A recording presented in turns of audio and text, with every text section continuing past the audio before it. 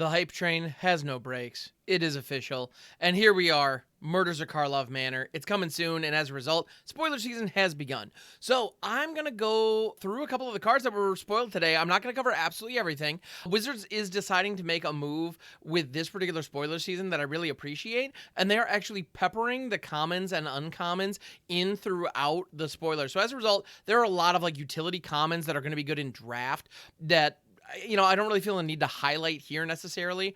A lot of the like kill a thing with set mechanics or the 5-mana reanimation with a set mechanic, those kinds of cards that we know and could be good in the draft environment, those are now being spoiled throughout the day instead of just as a big dump at the end. So I'm not going to be covering most of those.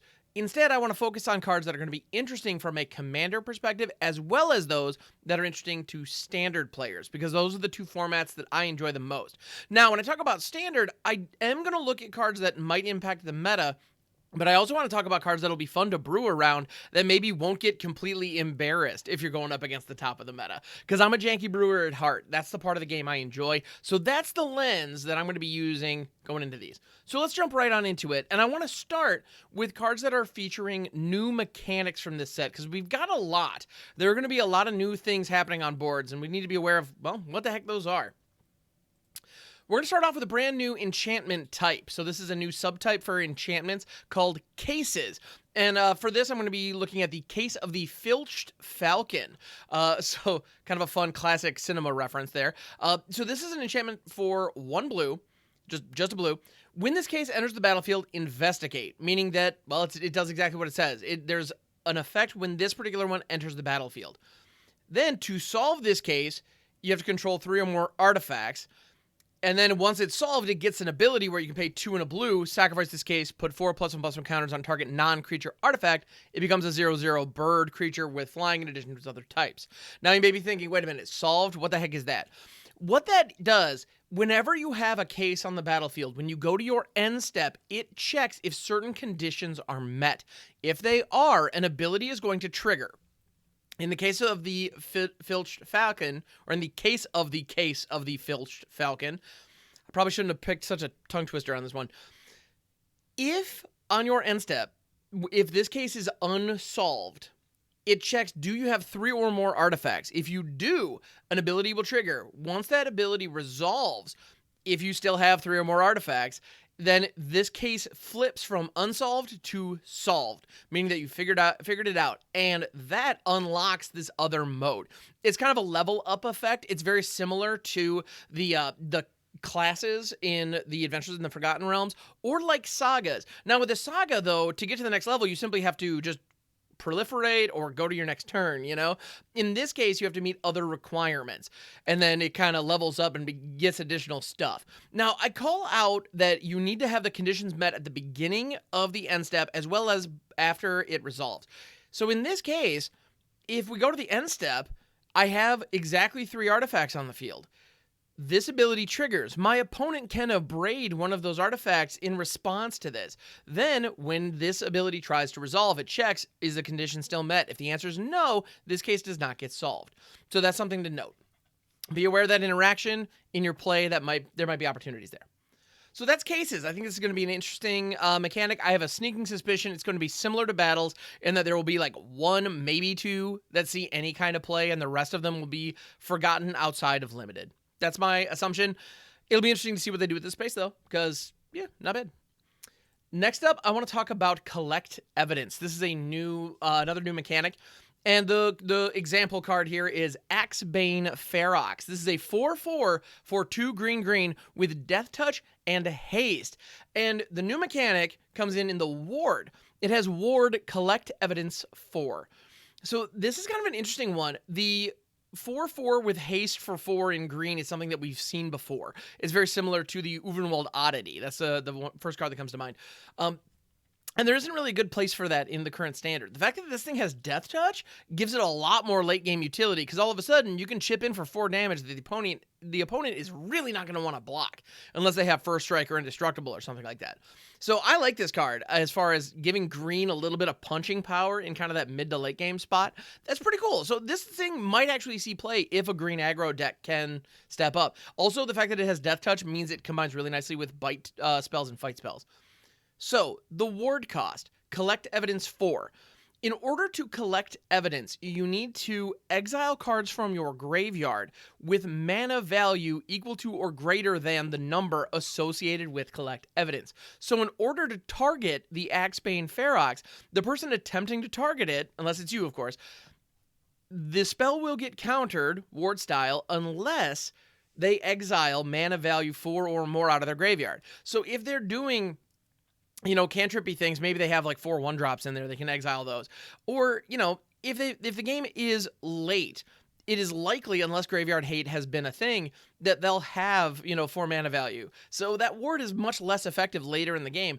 But in the early game, there's a non-zero chance. If you're rocking this thing out right on turn 4 or even turn 3, if you've done some kind of ramping, all of a sudden, this thing has hexproof in the early game, effectively, unless they somehow got, enough cards or like at least one big card into their graveyard. And then if they do want to take advantage of that, even if they have the option of collecting evidence, they lose that card in their graveyard. Like maybe they discarded their Atraxa in the hopes of reanimating it. They don't want to exile that just to kill your 4/4. It's pretty cool. It's a neat balance. It's a cool way to leverage that resource. And collect evidence gives the design team at Wizards a lot of flexibility. Additional costs, kickers, those can all be tied to this collect evidence option. And in a way, it almost feels like Delve, but it's very situational and they get to assign a specific cost to it. So I think it's actually really elegant design, and I'm eager to see what happens. Because, there are plenty of decks that don't care about their graveyard, and then it's like, yeah, no, I'll collect evidence all day, whatever. But there are others where the graveyard's a resource, and you really got to be careful with that, especially if you're doing like Descend or crafting, those kind of things. So I like it. Pretty cool. Next up, I want to talk about the suspect mechanic. And Agris Kaz, Spirit of Justice, is our lovely volunteer for this. Agris Kaz, this is an interesting character because this is like the 3rd or 4th time we've seen this guy. And every single time that we get an Agris card, I think it's going to be good. And like, oh, Boros Punchies, let's go. And then I actually try to use it. And he is consistently a little too slow to be impactful. That is the only mechanical consistency with this character. So let's see if they did the same thing here. So 2 red white for a 2/4 legendary spirit detective with double strike and vigilance rather. Whenever Agris Kaz, Spirit of Justice, enters the battlefield or attacks, choose up to 1 target creature. If it's suspected, exile it. Otherwise, suspect it. And when a creature is suspected, it gains a status that it is now a suspect. It doesn't gain like a creature type. It's not an aura, and it's not even a counter. It's just kind of they perpetually become a suspect, if you will. And so they're even going to be including little punch-out cards in packs to mark who is a suspect and who is not. And a suspect inherently is granted menace, but it is unable to block. And so it's one of those it's kind of like when a creature has like reach and trample, it's like these are both good things, but they don't work together. And menace and, not being able to block, you can put it on your opponent's things, meaning that you're incentivized to attack, or you can put it on your things, making them more difficult to block, depending on what the board state looks like. It's kind of a cool effect. I really dig it in general. I think it's going to be useful. Aggressive decks will likely take advantage of this if it's aggressively costed. So is Agris. Honestly, the fact that it's a 2/4 double striker for 4, I don't think this card is going to see any play in Standard whatsoever. And if you're already doing a Boros Punchies commander, there are 10 million options that I think are going to be better than this guy. So the trend continues, in my opinion. I think Agris Kaz continues to be a cool character whose cards are just not quite there. In a way, that seems like a flavor win to me. All right, next up, I want to talk about the disguise mechanic, and this is with Aurelia's Vindicator. This card is really good. I'm not going to bury the lead on that. And disguise is a newer twist on morph. So if you have been playing any of the Khans of Tarkir drafts on Arena, or if you're just, an old kind of... I'm not a Magic boomer because I wasn't playing in the 90s, but I started in the Onslaught block in 2003. And so there's something about morph that just... is always one of my favorite things. So if you're, a Magic Gen Zer or Gen Xer like me, then you probably have a soft spot for morph. And disguise is a new twist on morph, which rock on. So the way that it works is a disguise creature enters for 3. It enters as a 2/2 face down creature. Now that sounds really familiar. It's almost exactly like morph. However, the creature has ward 2. It's a slight upgrade, but it's a very significant one because a 2/2 for 3 is terrible on rate by today's standards. It was a little behind rate in the past, but it was okay. Now, if I spend 3 mana and all I get is a vanilla 2/2, that thing is dead immediately to something as simple as a Play with Fire or a Torch the Tower. I got nothing to show for it, and all of a sudden, what could be a big bomb in my deck is now just in my graveyard, because I never got a chance to flip it face up or even dream about flipping it face up late in the game. The Ward 2 helps mitigate that risk significantly. So all of a sudden, playing down a 2/2 for 3 with the ward is really clever because it puts your opponent in that position. Do you want to spend 3 mana for the Torch the Tower to hit this thing? Because it may be good, it may also be terrible. And if you pay through the ward to deal with this face down creature, then all of a sudden, maybe the flip, maybe it wasn't worth it. You don't know. You don't have that information. Although if we're in a constructed environment and I'm playing a face down creature, it probably is worth it and you probably should attack it. But in any event, Aurelia's Vindicator. Is this card worth spending that removal, and is it worth playing through the ward? Short answer, probably, but let's see why. So it is a 4/2 flying lifelink ward 2. So even when this one's face up, you get that ward 2 for 2 white. So we have 4 power in the air with lifelink and ward. 2 toughness is a big knock against it, but the ward helps kind of eliminate some of the feels bad on those. In any event, it has disguise for X, 3 and a white. So that's the other thing. These cards, much like morph in the past, has a disguise cost. That is the cost of flipping them face up. And in this case, we even have an X on that, which is kind of fun. So it costs effectively 4 and X. When Aurelia's Vindicator is turned face up, exile up to X other target creatures from the battlefield and or creature cards from graveyards. When Aurelia's Vindicator leaves the battlefield, return the exiled cards to their owner's hands. You know what? I gotta be honest. I didn't read this correctly the first time I saw it. The fact that they go back to the hand is really a bummer. However, if you're using it aggressively, this is awesome. So you can draw cards effectively by using it as a way of raising, doing a raised dead style effect. Anything that's in your graveyard that you want back into your hand, you can tuck it under here. But additionally, you can use this if you have a lot of mana lying around. So if you're in any kind of like Selesnya situation where you've got where you've ramped hard, if you're maybe in the domain decks, I don't know if this makes the cut for those. Maybe in the sideboard, there might be certain matchups where it's very strong. But if you can flip this face up where X equals 5 or 6, exile 1 or 2 attacking creatures, and you have a 4/2 blocker now that also has lifelink, I mean, it's a little expensive, but the swing that could represent in the right situation, I think is really stinking good. So I do believe that there are opportunities to rock this out and opportunities to play this that are pretty meaningful. Also, if you're doing any kind of angel thing with Giada or anything like that, being able to just play this out as a 4/2 for 4, which would obviously with benefits because of the creature type you're playing, that's still not bad. Like it seems perfectly fine in like white aggressive decks. If you get into a grindy situation and you're in the late game, this could be a really fine way to really take it over the top, get a ton of value really quickly on a situation, on a body that's actually pretty competitive. If you're in a racing situation, a 4/2 flying lifelinker is a big freaking deal. Not to mention in draft, this thing's a mythic for a reason. It's going to be absolutely insane. I'm calling it now. This is going to be one of the limited bombs in the set. I'm no limited expert by any means, but come on, look at it. All right, next up, going hand in hand with the disguise mechanic, we also have the cloak mechanic. So cloak is very similar to manifest, which is an effect that we've seen with morph creatures in the past that allows you to take a card from somewhere and put it face down onto the battlefield. So it allows you to put a face down creature in play, so you get a 2/2 out of the deal. And then you can turn it face up if it's a creature for its casting cost. It effectively gets like the morph cost of its casting cost.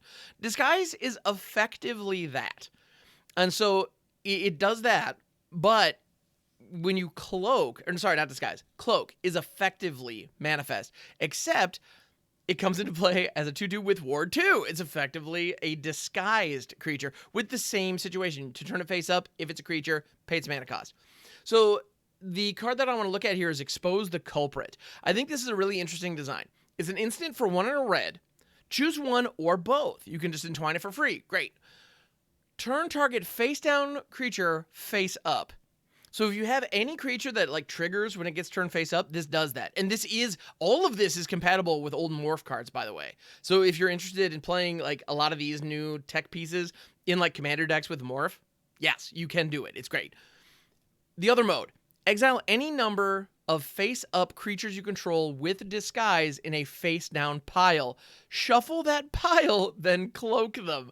So if you have a whole bunch of other disguised creatures in your deck, this is a way to just reset them. So if these cloaked creatures, if these disguised creatures have cool effects when you turn them face up, then all of a sudden, Expose the Culprits gives you an opportunity to mask them again, reset your morphs, or reset your disguised creatures, which is really stinking cool in my opinion. And the fact that you get to do both, and they resolve from top to bottom, by the way. So you can take a face down creature, turn it face up, get a trigger off of it, assuming that it has some kind of trigger. We haven't seen too many of these disguised creatures that do that yet, but I have no doubt we will. Then you can take that exact same creature that you just flipped to do the crazy thing, and then shuffle it away and bring it back face down. Notably, if you do that, the thing that's interesting about this, you're not just flipping it face down. That was one of the problems with a lot of older cards like Isadron or Weaver of Lies, I believe was the card. Man, that's a deep pull. But these cards that take cards that are face up and turn them face down, part of the problem is they never leave the battlefield. And so as a result, the opponent knows what that face down thing is, assuming they remember it. I mean, you're kind of depending on them just forgetting what it was. And on formats like Arena, the face down information is retained. If something has been revealed, you just have that information forever. Arena and I believe MTGO does something similar. It gives you perfect information throughout the course of the game. You're not forced to remember it. So the way that this works is instead of just taking face-up creatures that could have been face down and just flipping them back over, you're actually exiling them, shuffling them up, and then bringing them back. So as long as you have at least two, like if you only have one, okay, yeah, the face-down creature that you brought back is the same one. You're not surprised at anybody. Okay, fine. But if you have at least two, you shuffle it and then put them back in any order. Your opponents do not know what face-down creatures are the creatures that that left the battlefield. They have no idea. And so now if you have some that are, attacking or blocking, if those can affect, if the identity of those creatures impacts combat, this resets it. I think this is a really cool design, and I have a feeling it's going to be a neat trick in Limited. It's probably not going to see any play in Standard unless there is at least one card with an absolutely bonkers disguise ability when it gets turned face up. We haven't seen it yet, at least I don't believe so. But yeah, anyway, if that's out there, maybe this sees some play, but that's what it would take. All right. So those are the new mechanics. Next up, I want to talk about a series of lands. So we are getting a whole series of dual lands in the set at Rare, because we're in Ravnica, of course we are, which I'm not mad, for the record. And this set that we're getting it's all the duels, and they are typed. So these are all fetchable, which is pretty great. They all enter the battlefield tapped, but when they enter the battlefield, you surveil one. So they're kind of the best of both worlds. Like, we kind of have like the fetchable dual like Vista thing, the Canopy Vista style action, but we also have the temple situation. If you remember the temples where when they entered, they were always tapped, but you got to scry one. That fixing on the top of the deck was relevant. For a land drop, I get to take a peek at my next draw and opt in or out. That's actually really nice. And this gives us that with the added benefit of being able to fill our graveyard. So I think these are just strictly better than the temples by a lot, but them entering tapped is a huge downside. And so this kind of card, I think, in like Descend decks, in graveyard strategies, decks that care about that, it's going to be a pretty kind of no-brainer 2 to 4 of, depending on how many colors you're balancing in, various decks in Standard. And I think there are plenty of commander decks that are going to be very happy to have these, but I don't expect it to see play, or I don't expect most of these to see play in Eternal formats. So don't go crafting these if you want to play Timeless. I don't think these are going to be replacing the Shocklands in anybody's list, no matter how much you want to fill the graveyard. But they're still pretty nice. Actually, even in Timeless and, older formats with fetch lands, even having one just for the fetch, I guess, is not terrible. But anyway, I like these. I like them a lot, and I believe this design is probably, unless there's some tech that absolutely explodes with this, I don't expect these to be super expensive long term. Like you notice with the temples, they get reprinted in all the commander precons, and they're dirt cheap these days, by dual land standards. And I think this series might get there, assuming it gets significant reprints down the way. But I'm getting a little bit ahead of myself here. This set's good. These are good duels. We need more good duels. The entering tapped, big downside, but good benefit otherwise. All right, so let's get into some legendary creatures. This set has a ton of new legends that we know and love from Ravnica, including Kaya, Spirit's Justice. So we know that they are currently printing one Planeswalker in every single set, and this one's Kaya, and I love her. That's all I need to say. I don't know what else to say. She's fantastic. So legendary Planeswalker Kaya. 2 white, black, starting loyalty 3. So she's a little fragile and she's a little on the slow side by Planeswalker standards. But that's something we've seen a lot of recently. So, okay, cool. And she has a passive that is a Dickensian novel. It says, whenever one or more creatures you control and or creature cards in your graveyard are put into exile, you may choose a creature card from among them. Until end of turn, target token you control becomes a copy of it, except it has flying. So this is a wild passive. I'm going to unpack this before we even get into the loyalty abilities. The loyalty abilities do help support this, but think about it just from on its face. So if I exile one of my creatures, right? Like I blink it, say. So if I ephemerate a creature maybe that just came into play or whatever the case may be, I then take that, I use that card as a reference, and all of a sudden my 1/1 insect or my might or my incubator token or my treasure or whatever all of a sudden just becomes that thing until end of turn. That's kind of amazing. And the fact that we can exile cards out of our graveyard to accomplish something similar. So if I use a collect evidence effect, for example, as a way to like buff up one of my spells or something, if it's like a kicker variant, then all of a sudden, or if I exile, you can exile cards out of your graveyard for all kinds of reasons, delve or anything else. If I do that, then all of a sudden I can use it. One of my things online can become that. That's effectively a reanimation strategy if you think about it. So if I have a clue lying around, which we'll have a ton of those. If I have treasure lying around, because everyone has a ton of those always from now on in Magic, if those are just sitting around, they can become gigantic creatures for the low price of exiling them out of my graveyard. That sounds fantastic. And if when my opponent has like a Lord Skitterdown or something, and they make the mistake of exiling my Tyranix Rex out of the graveyard, at the beginning of their combat, that thing's all of a sudden viable to block. So things like that are available with this. I love it. As far as strategy goes on how to build around this, we need to be very careful about what kind of reanimation targets we're trying to leverage with this. Also, she's only 4 mana. That is critical because reanimation style effects these days start at 5.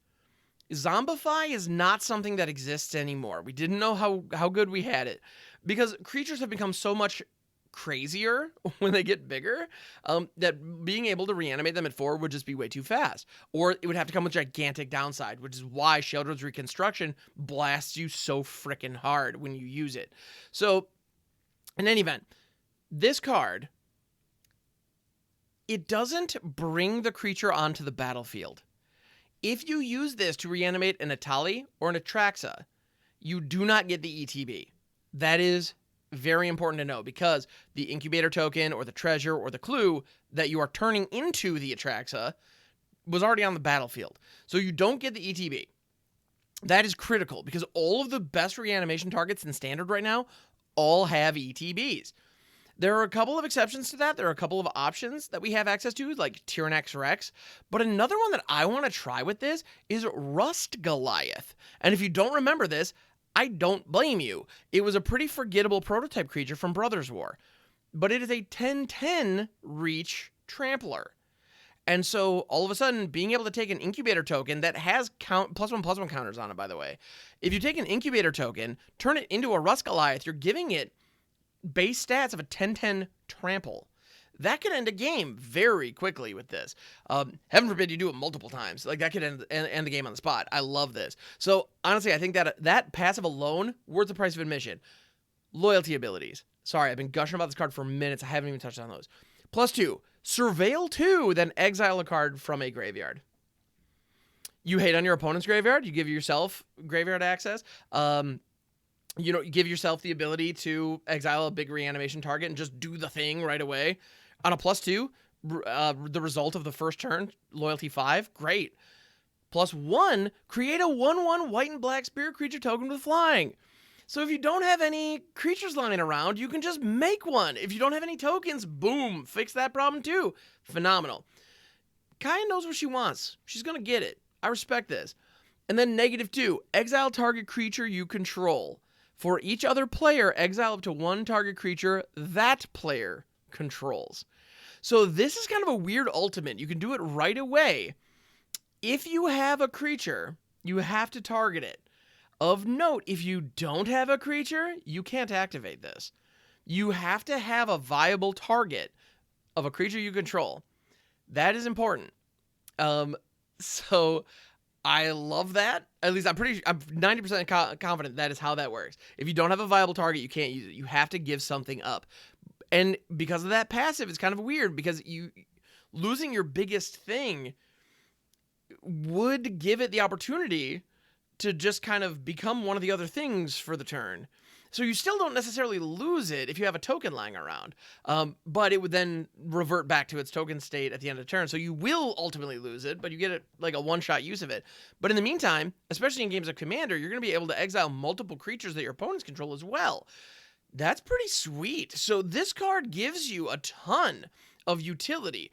And honestly, even if the -2 was simply sacrifice a thing you have, destroy a thing your opponent has, like, that would honestly, that would be okay. But both get exiled, which feeds into the passive. The amount of crazy creative lines you can do with this card are massive. I love it. No notes. I'm very excited to brew around this, and we'll see if we can make her happen. This is one of those cards, if it became like a fringe janky build around that some people tried in the first few weeks and then forget, I'd believe it. If this opens up a new archetype that can become a threatening force in the meta, I'd also believe that, honestly. I do think she's that good. We're not quite sure, but it's possible. I can't wait to see. All right, next up, we have Izoni, Center of the Web. So this is a Izoni, Thousand Eyes is an insect-loving Golgari mage.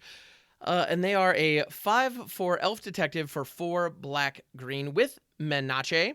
Whenever Izoni, Center of the Web, enters the battlefield or attacks, you may collect evidence 4. If you do, create 2/1 black and green spider creature tokens with Menace and Reach. The old Lolth tokens, they're back.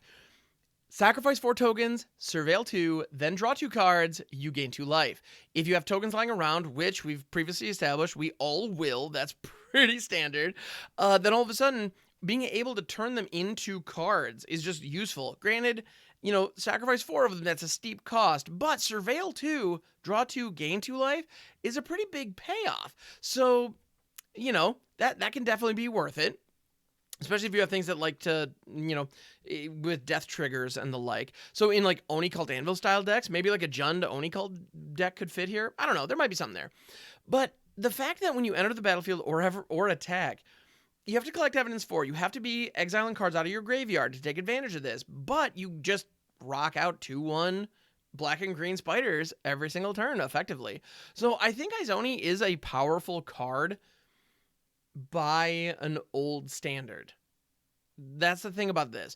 I believe that there are going to be certain commander decks that can really take advantage of this and really go crazy with it. But this kind of feels like a new school Grave Titan. And we've seen new takes on Grave Titan in Standard, and they don't work. For 6 mana, you need to be able to get more. Now, to Izoni's credit, she's also a draw engine. So again, if we have a lot of tokens, that's great. So there is an opportunity here to be better than the ones that we've seen in the past. But at the end of the day, for 6 mana, we need the world on our 6 drops right now. And I don't know that Izoni brings us that. I like the card, though, and I'm definitely going to be tinkering with it because I do think it's neat, and it's doing all the things I like. All right, next up, we have another character that has been a chronic underperformer in past iterations, Atrata, Deadly Fugitive. Atrata is a vampire assassin, 1/4 for 1 blue-black with Death Touch. Face-down creatures you control have 2 blue-black. Turn this creature face up. If you can't, exile it. Then you may cast the exiled card without paying its mana cost. Whenever an assassin you control deals combat damage to an opponent, cloak the top card of that player's library. So the joke here is we want to have a lot of assassins in the deck to be able to hit our opponent and effectively manifest their deck, right? We're cloaking the top card of their deck, and Atrata gives us the opportunity to pay 4 and turn those cards face up. If they are creatures, great. We now have that creature online. If they are not creatures, great. We just cast that spell. It's fantastic. Notably, if they are lands, we get... well, actually, no, we just get them. They're just lands. So we'd have to pay 4... Yeah, because we would be able to turn it face up because it would be a permanent. Yeah, I'm pretty sure we would just get a land for 4 mana. I think you're much better off with a 2/2. The 2/2 face down creature. So in any event, cool design. This also works really well with Manifest and all those other effects that we were discussing previously. I think Atrata Deadly Fugitive has a lot of cool play in Commander or other casual formats. Honestly, she seems pretty good to me. It's maybe fringe. I don't think we're going to see a lot of Standard play outside of janky brewers such as myself. The fact that it's a 1/4 with Death Touch for 3, though, is pretty cool. However, when you compare Atrata Deadly Fugitive to Preacher of the Schism that we just got from Lost Caverns of Ixalan, I don't think she's going to be replacing Preacher anytime soon because Preacher is a 2/4 with Death Touch for 3, and it's only 2 and a black, so we're in one color. It's easier to play. Yeah, and the attack trigger is just decent value without having to invest any other mana. So Atrata is a little more fragile, a little more of a build around, but cool idea. It's a commander plant. It's not really going to be much in Standard, I don't think. All right, speaking of great commander cards, we're in the legendary creature section. I guess it's appropriate that that's kind of the bottom line with most of these. Judith, Carnage Connoisseur. It's a 3/4 for 3 black-red human shaman, legendary, natch. Whenever you cast an instant or sorcery spell, choose one. That spell gains Death Touch and Lifelink. I'm listening. Create a 2/2 red imp creature token with when this creature dies, it deals 2 damage to each opponent. So the imps are kind of like the super devils. We've had devils that are 1/1s that when they die, they deal 1 damage. So now we get imps, which are just more of that. And in this case, we're casting instants and sorceries and just rocking out these imps. I keep using the expression rocking out. I mean, it's better than some of the other euphemisms I've used for token creation. So in general, that alone is probably pretty good, right? If we're casting spells, we're making dudes. And they're 2/2s. They're 2/2s that deal 2 damage. I mean, they can trade up with 4 toughness creatures. Like, that's pretty fantastic. Or deal 2 damage to our opponent's face, remove other things off the board. Like, 2 damage is a lot. And this also doesn't say that it triggers only once each turn. So if you have multiple spells that you can just jam, you get devils for all of them. Or if you have like a Blazing Volley or an End the Festivities, a card that just deals 1 damage to your opponent and all of their things, give that sucker Death Touch and Lifelink. Yeah, I'm going to gain like 5 life, 6 life, whatever, and destroy your entire board. Like, what? So I feel like this card is kind of dumb and insane, and I adore it. So in this case, the amount of value we're getting for 5 mana all of a sudden kind of feels right. Like, this is cracked if we can get it going. There is one problem as far as Standard is concerned. This card is a setup card. We need this card on the battlefield in order to do the thing. 5 mana setup cards that don't have flash are basically unplayable in Standard. There is no way we are going to be able to get this down and then follow it up with something meaningful. that is asking just the moon and the stars in the current standard. So it's a fun idea, but I would be very surprised if a shell comes out of this that works. I could be wrong, but I would be very surprised if this becomes the thing. That said, mid-range decks that have a lot of spells in them anyway, that are already leaning that direction, and maybe this is a card that they could sideboard into, or is like a one of just in case. Because yeah, being able to cast out a cast a Go for the Throat, remove your opponent's thing, and just make that imp, that's pretty great. If you're in a situation where cut down is still decent, you've got, again, the Blazing Volleys, and the Festivities, and not Blazing Volleys, not standard, but you know what I'm saying. Those spells that deal 1 damage to all of your opponent's things, very powerful stuff. So I don't know, Judith might be like a 1 or 2 of in a deck that can take advantage of the trigger already, but I don't think we're going to see a build around of Judith, again, outside of Janky Brewers. But cool card, I'm very eager to get my hands on it. All right, next up, we have Kellen, the Inquisitive Prodigy. So he's been a fairy this whole time, and now he flies, which is pretty darn cool. So Kellen, Inquisitive Prodigy, is a 3/4 human fairy detective for 2 green-blue with an adventure. The adventure, Tail the Suspect, is green-blue for sorcery. Investigate. You may play an additional land this turn. This is another Growth Spiral at home. We've had a ton of these effects. This one is basically just Growth Spiral, except you don't draw the card. You put the card on layaway in the form of a clue token, which might give other benefit later. If you have other clue synergies, care about tokens, those kind of things, you get benefit by Investigate over drawing cards in certain shells. So, okay, cool. That gives you some other utility there, but also just an additional land. Being able to play out an additional land can be very good in land-heavy decks. If your deck is not currently running 26 to 28 lands, I would not look at these kind of effects as like guaranteed ramp, because the reality is, if you have 3 lands in your hand, you play out on curve, assuming you don't draw a land, you play this on 2, you hit the extra land drop on turn 2, great. If you don't draw your 4th land, you haven't ramped. Whereas if you cast like a Rampant Growth or Farseek or any of those other 2-mana ramp spells, and you get the land out of your deck, well, then you can still play the land that you had in your hand that was going to be your 3rd land drop now as your 4th land drop on turn 3. So these playing additional land drops, you're still going down a card. So they're not, I don't know, they're not as good as they read. But in land-heavy decks where you're likely to have it anyway, being able to get ahead on curve is generally pretty good. So I don't hate the effect, but I'm just saying it's not guaranteed ramp. Yeah, so the creature on Kellen, 3/4 Flying Vigilance for 4. Whenever Kellen, Inquisitive Prodigy, attacks, destroy up to 1 target artifact. If you control that permanent, draw a card. That effect is great. You get to blow up any artifact on the board. If your opponent has a Portal to Phyrexia or something, well, tough luck. It's gone. That's rad. I love that effect. But the best part is about this, if I've got a blood token or a clue token, because I just made one with this dude previously, if I have a clue token lying around, he can just crack it for me without me spending mana, effectively. I'm going to blow up this clue and draw a card. Great. And on top of that, if I have a map token, if I have a, which honestly in Simic, we're probably going to have map tokens in whatever deck this dude fits in. Actually, I come to think of it, I think both Kellens could work together in some kind of a Bant, like, tempo explorer thing. That could be fun to try.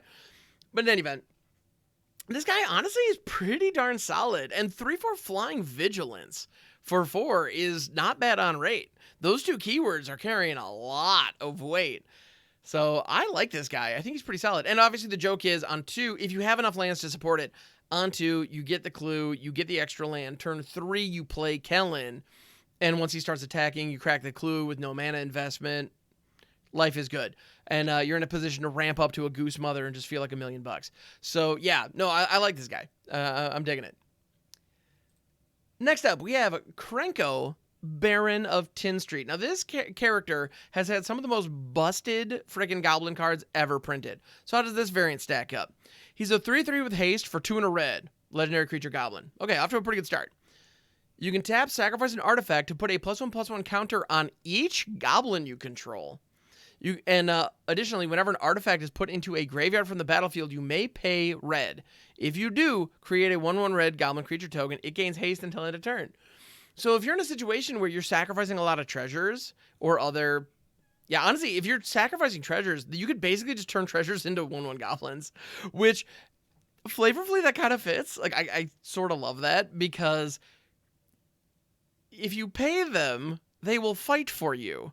It's really that simple. So you crack a treasure for red, you have red mana in your pool, this ability triggers because an artifact went to the graveyard, and you just pay the red, boom, gobbo. Great. Like, flavor's all on point. And if you have a lot of artifacts lying around, being able to just put +1/+1 counters on all your goblins, also fantastic. It's kind of an homage to Krenko, Tin Street Kingpin, the one that where you tap and you create goblins equal to the number of goblins you control. That one is still like head and shoulders above all the other. Honestly, just like any of the goblin commanders that we've seen, that one is just the best by a mile. This certainly is not usurping that throne anytime soon, but it synergizes and supports that one very nicely, assuming we have access to artifacts. So, all in all, I think this card is pretty cool, and it has a lot of potential. Also, Goblin is one of those creature types that other cards just happen to be goblins. There are plenty of playable goblins that are just really good. You know, if you happen to have a squee that is pooping out goblins. Oh, there's one of my token euphemisms. Anyway, if you happen to have a squee that's creating goblin tokens. In older formats, you might have a Den of the Bugbear that incidentally made a goblin or two. Then all of a sudden, those are just getting bigger, and a +1/+1 counter on all of them is kind of insane. In order to take advantage of that, though, you have to have artifacts to sacrifice, and Krenko himself doesn't get to attack, but note, it doesn't say other goblins. So Krenko is getting the counters for those artifacts sacked. All in all, I think this is a really interesting card because it encourages goblin players to like build up other resources and kind of, I don't know, build their army in a slightly different way than we've seen in the past. But it has the opportunity to be very powerful as a way of helping a goblin army get that last, I don't know, just increase their damage significantly. In some cases, full on doubling it. Because let's be honest, a gigantic line of 1/1 goblins, that's not uncommon. So being able to give them all counters, kind of a big deal. So yeah, no, I think this card is pretty cool. It's a neat design. And I like it. I think not every goblin deck's going to be able to support it, but the ones that are going to get a pretty good benefit there. All right, and next up, speaking of like playable goblins, you might argue that I buried the lead a little bit on this video by not talking about this guy right off the top. Crime Novelist. This is going to be the $5 uncommon in this set. This is going to be the up the beanstalk of Murders at Karlov Manor. I guarantee it. I don't know if this is going to get banned in Modern. I don't know if it's that good, but it is going to be the chase uncommon. Mark my words. All right, Crime Novelist. 1/3 Goblin Bard, killer type line, for 2 and a red. 2 and a red for a 1/3. Whenever you sacrifice an artifact, put a +1/+1 counter on Crime Novelist and add red. The joke here is that this particular goblin helps your clues get additional value. So you pay 2 mana for a clue, you draw a card, you sacrifice it, you make a red, and that kind of allows you to, and it gets bigger, so it gives you kind of this payoff for leveraging clues and even map tokens and those kind of things, and it gives you a little bit extra mana to kind of help you maybe storm off a little bit. Where this thing gets absolutely banana pancakes crazy is when you have treasure tokens. And I know that like, y'all saw that coming, because, come on. If I sacrifice a treasure with the Crime Novelist down, I get 2 red, or I get a red in whatever color I want, and the Crime Novelist grows.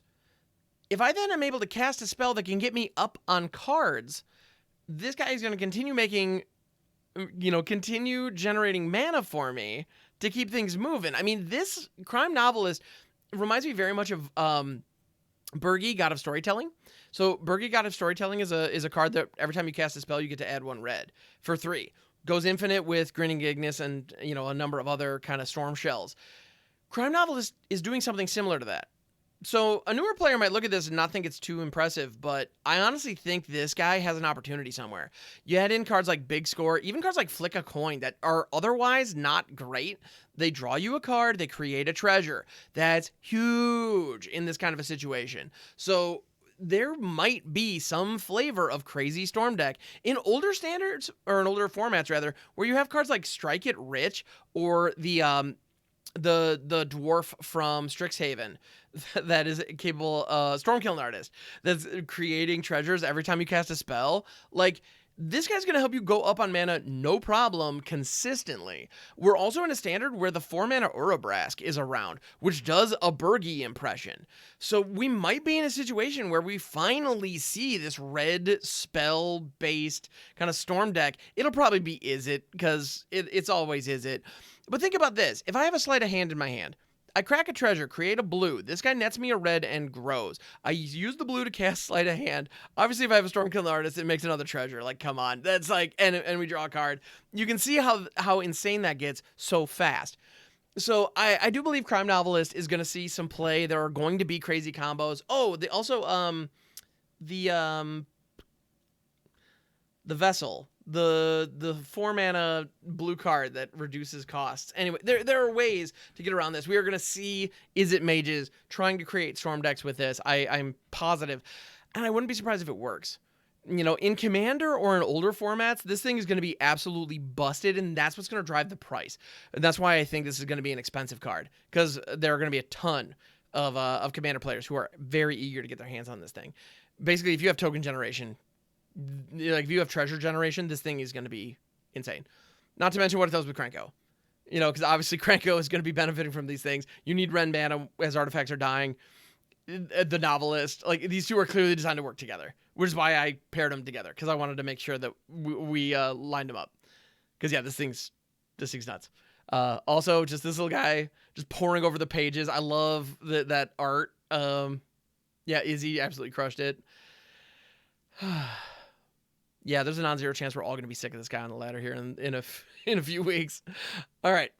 Next up, we have Massacre Girl Known Killer. I'm a little out of order here. That should have been with the legends. But in any event, Massacre Girl Known Killer. 4/4, 2 black with Menace, Human Assassin. Creatures you control have Wither. Wither is a keyword that says when a creature deals damage to another creature, if the damage source has Wither, then the damage is actually done in the form of -1/-1 counters instead of normal damage. So obviously the counters stick around, and if they die with, 0 toughness, which is different than, and can affect some things, such as the rest of this card. Whenever a creature an opponent controls dies, if its toughness was less than 1, draw a card. Also, does not say this ability triggers only once each turn. So if you can... Think about this. If Meathook Massacre had not been banned, this would have been legal at the same time.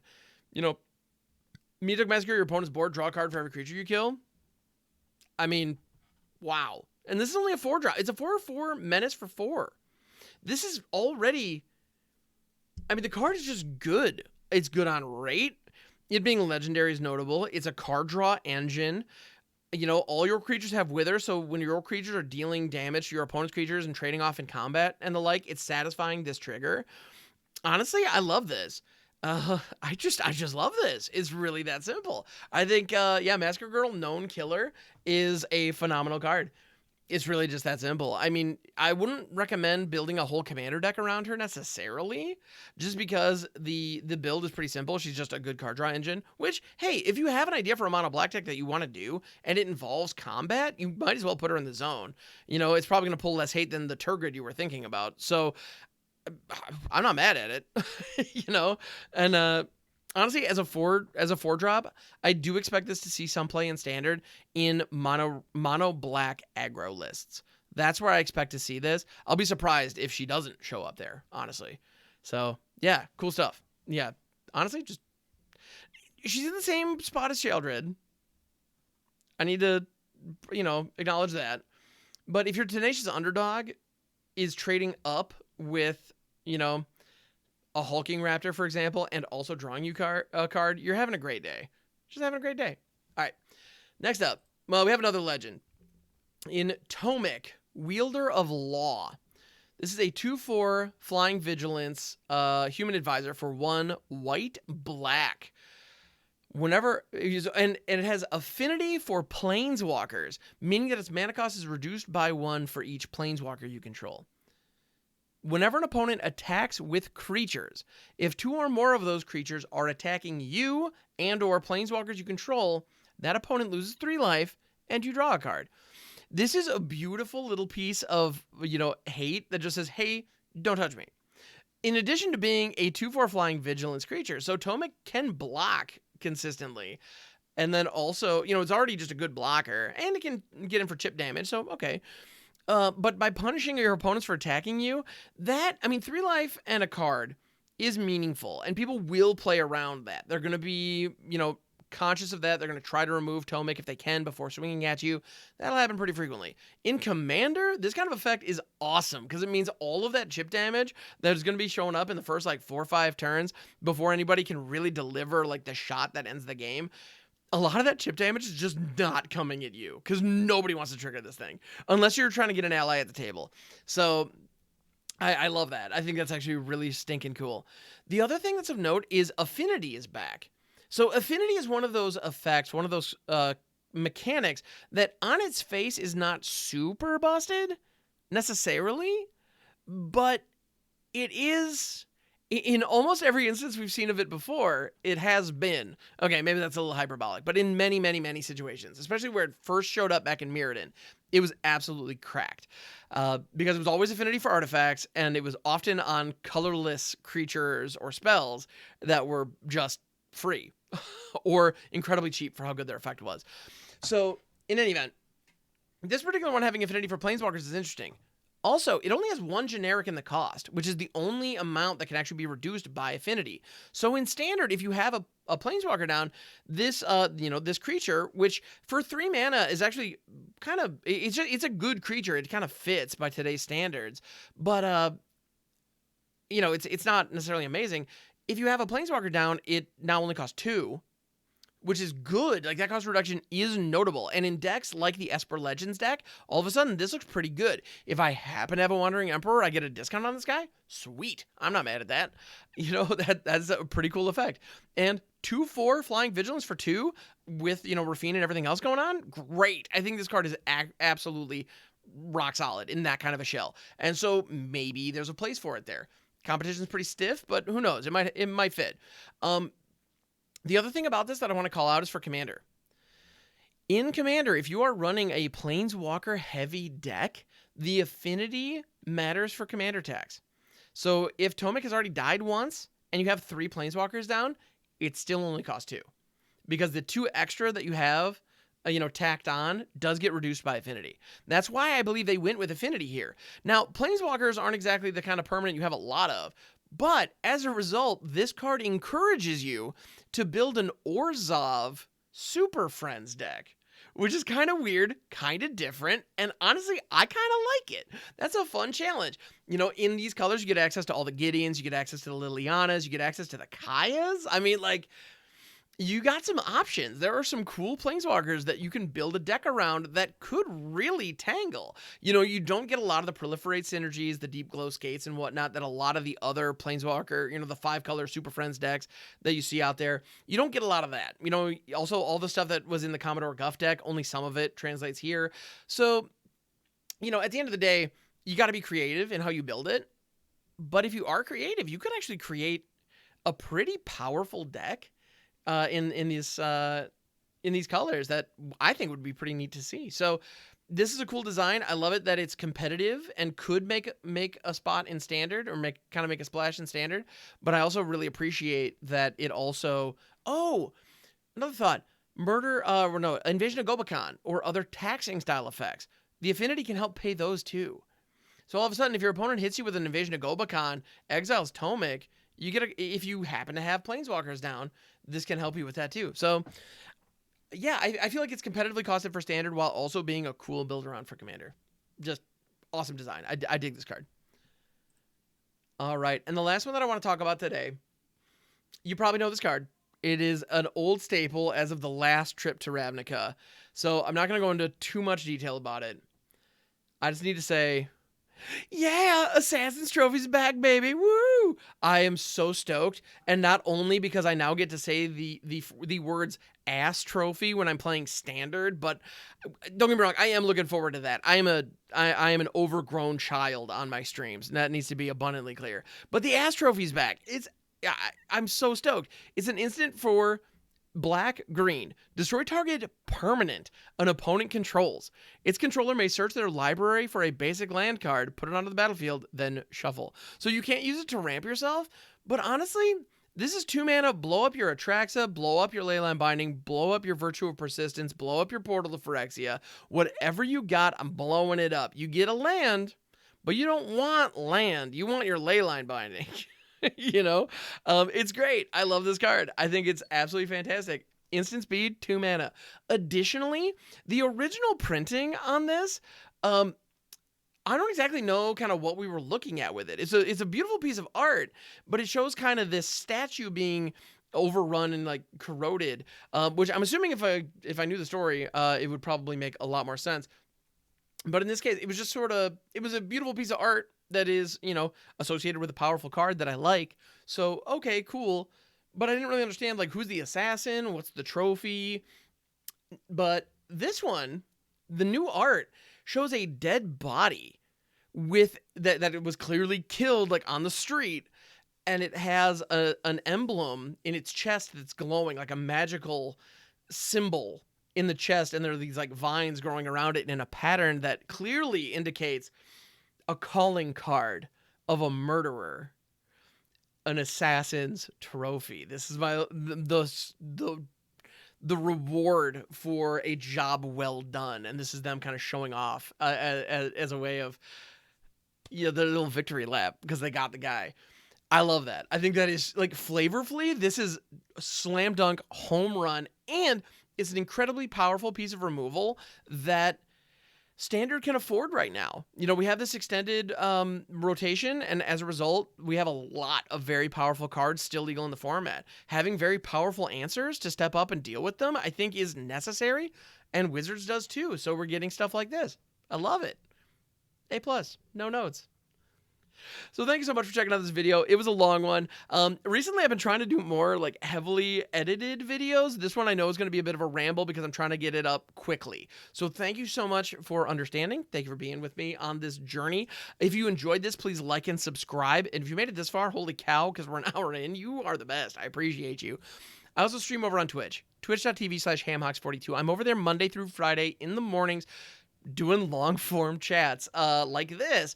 Sometimes we're talking about cards. Most of the time we're playing on Arena. We're playing a lot of Standard. And we do a ton of community-focused stuff. I play viewer-submitted decks, and I also do viewer challenges on Fridays. So if that sounds like if that sounds interesting to you, please head on over, drop a follow, and catch me the next time I'm live, because I'd love to chat. So thank you so much. I appreciate you. And I'll catch you on the next one.